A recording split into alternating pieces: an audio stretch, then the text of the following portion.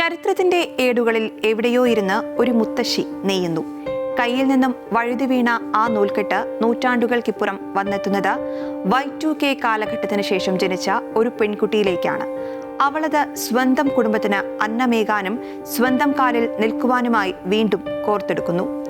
ഒടുവിലത് railway സ്റ്റേഷന്റെ തിരക്കിലിരുന്ന് സമയം നീക്കാനായി തുന്നുന്ന ഒരു ആൺകുട്ടിയിലേക്ക് എത്തുന്നു. ആൺമയുടെയും അവകാശതയുടെയും പൊള്ളയായ കുമിളകളെ ഒരു തുന്നൽ സൂചി കൊണ്ട് കുത്തിപ്പൊട്ടിക്കുന്നവൻ. നഷ്ടപ്പെട്ട അന്തസ് തിരിച്ചുപിടിക്കുന്നത് മുതൽ ഈ ലോകത്ത് നമ്മുടെ ഇടം അടയാളപ്പെടുത്തുന്നത് വരെയുള്ള ഒരു യാത്രയാണിത്. ഈ അടുത്തായി നിങ്ങൾ ഇൻസ്റ്റഗ്രാമിലൂടെയോ യൂട്യൂബിലൂടെയോ വിരലോടിച്ചിട്ടുണ്ടെങ്കിൽ തീർച്ചയായും അവരെ കണ്ടിട്ടുണ്ടാകും. ഏകാഗ്രതയോടെ തല കുനിച്ചിരുന്ന് ചിലന്തികളെ പോലെ വേഗത്തിൽ നൂലുകളിൽ വിസ്മയം തീർക്കുന്ന യുവതീ യുവാക്കൾ. നിയോൺ നിറങ്ങളിലുള്ള ബാഗുകളും കാടുകളെ ഓർമ്മിപ്പിക്കുന്ന തൊപ്പികളും നിർമ്മിച്ച് അഭിമാനത്തോടെ നിൽക്കുന്ന ഇവർ സ്ലോ ഫാഷൻ എന്ന പുതിയ മുന്നേറ്റത്തിന്റെ പതാകവാഹകരാണ്. ഇത് വെറുമൊരു മുത്തശ്ശി വിനോദത്തിന്റെ തിരിച്ചുവരവല്ലേ എന്ന് പുറമേ നിൽക്കുന്നവർക്ക് തോന്നാം. എന്നാൽ ചരിത്രത്തിന്റെ രക്തവും വിയർപ്പും അറിയാവുന്നവർക്ക് ഈ യുവ നെയ്ത്തുകാർ ചെയ്യുന്നത് വലിയൊരു വിപ്ലവമാണെന്ന് മനസ്സിലാകും. നൂറ്റാണ്ടുകൾ പഴക്കമുള്ള ഒരു സാമ്പത്തിക പ്രതിരോധത്തിൽ പങ്കാളികളാവുകയാണ് അവർ, ഒരുപക്ഷെ അത് അറിയാതെ തന്നെ. ആദ്യം നമുക്ക് ഈ യുവ സംരംഭകരെ അഭിനന്ദിക്കാം. 2 തവണ അലക്കിയാൽ നശിച്ചു പോകുന്ന ഫാസ്റ്റ് ഫാഷന്റെ ഈ കാലഘട്ടത്തിൽ ഒരു സ്വെറ്റർ നെയ്യാൻ 40 മണിക്കൂർ ചിലവഴിക്കുക എന്നത് ധീരമായ ഒരു പ്രവൃത്തിയാണ്. ക്രോഷ്യയുടെ ചരിത്രം ഒരു കെട്ടുപിണഞ്ഞ നൂലുപോലെയാണ്. അറേബ്യയിൽ നിന്ന് തുടങ്ങിയെന്നും അതല്ല തെക്കേ അമേരിക്കയിലാണെന്നും ചൈനയിലെ താംബോർ എംബ്രോയിഡറീസിൽ നിന്നാണെന്നും പല വാദങ്ങളുമുണ്ട്. വർഷം 1845. അയർലൻഡിൽ ഉരുളക്കിഴങ്ങ് ക്ഷാമം അതിന്റെ ഉച്ചസ്ഥായിയിൽ നിൽക്കുന്നു. കൃഷിയിടങ്ങൾ നശിച്ചു. പട്ടിണി മരണങ്ങൾ പെരുകുന്നു. പ്രതീക്ഷ എന്നത് അതിവേഗം മൂല്യം തകരുന്ന ഒരു നാണയം മാത്രം. അവിടെയാണ് വളഞ്ഞ കമ്പിയും ഒരു പരുത്തി നൂലുമായി ഒരു രക്ഷകൻ അവതരിക്കുന്നത്. ഇവിടെയാണ് മാഡം റിഗോഡില ബ്രാഞ്ചാർഡിയർ എന്ന നായിക കടന്നുവരുന്നത്.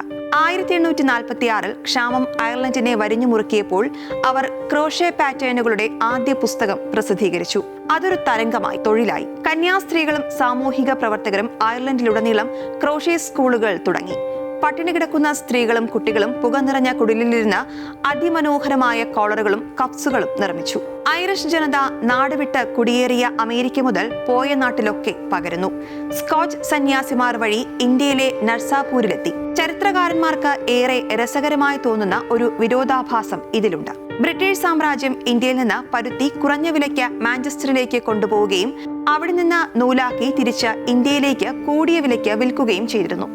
എന്നാൽ നർസാപൂരിലെ സ്ത്രീകൾ ആ നൂൽ വാങ്ങി അതിമനോഹരമായ ലേസുകളാക്കി മാറ്റി. അതിലും കൂടിയ വിലയ്ക്ക് തിരിച്ച് ബ്രിട്ടീഷുകാർക്ക് തന്നെ വിറ്റു. ഇന്നത്തെ ഈ വിപണിയുടെ സാമ്പത്തിക വശം കൗതുകകരമാണ്. ഒരു നിർമ്മാതാവ് കൈകൊണ്ട് നെയ്ത ക്രോഷേ ഉടുപ്പിന് 2000 രൂപയോ അതിലധികമോ വിലയിട്ടേക്കാം. എന്നാൽ ഫാസ്റ്റ് ഫാഷൻ കമ്പനികൾ അതുപോലൊന്ന് 500 രൂപയ്ക്ക് വിറ്റേക്കും. ഇവിടെ ഒരു രഹസ്യമുണ്ട്. നിറ്റിംഗ് മെഷീൻ വഴി ചെയ്യാമെങ്കിലും ക്രോഷേ ചെയ്യുവാൻ മനുഷ്യന്റെ കൈകൾ തന്നെ വേണം. അതുകൊണ്ട് നിങ്ങൾ വാങ്ങുന്ന ഓരോ ക്രോഷേ ഉൽപ്പന്നവും 100% കൈകൊണ്ട് നിർമ്മിച്ചതാണ്. ഇൻസ്റ്റഗ്രാമിലെ യുവ സംരംഭകർ വിൽക്കുന്നത് വെറും നൂലുകളല്ല, അവരുടെ സമയവും അധ്വാനവുമാണ്. സ്ത്രീകൾക്ക് മാത്രമുള്ളതെന്ന് കരുതിയിരുന്ന ഒരു കലയെ ലിംഗഭേദമില്ലാത്ത നല്ല വരുമാനമുള്ള ഒരു കുടിൽ വ്യവസായമായി അവർ മാറ്റിയിരിക്കുന്നു. ഇന്ന് ബ്രോഷേ എന്ന പുതിയ മുന്നേറ്റത്തിലൂടെ ആ ചരിത്രം തിരികെ എത്തിയിരിക്കുന്നു. ഒളിമ്പിക് ഡൈവറായ ടോം ദാലിയെ പോലുള്ളവർ നീന്തൽ കുളത്തിന് കരയിലിരുന്ന് നിറ്റ് ചെയ്യുന്നതും ക്രോഷേ ചെയ്യുന്നതും നാം കണ്ടതാണ്. തുന്നലെന്നത് സ്ത്രീകളുടെ മാത്രം ജോലിയാണ് എന്ന ചിന്താഗതിയെ അവർ തകർത്തെറിയുന്നു. ലോകം നെയ്തെടുക്കാൻ തിരക്കുകൂട്ടാതെ അവർക്കൊപ്പം ചേരാം.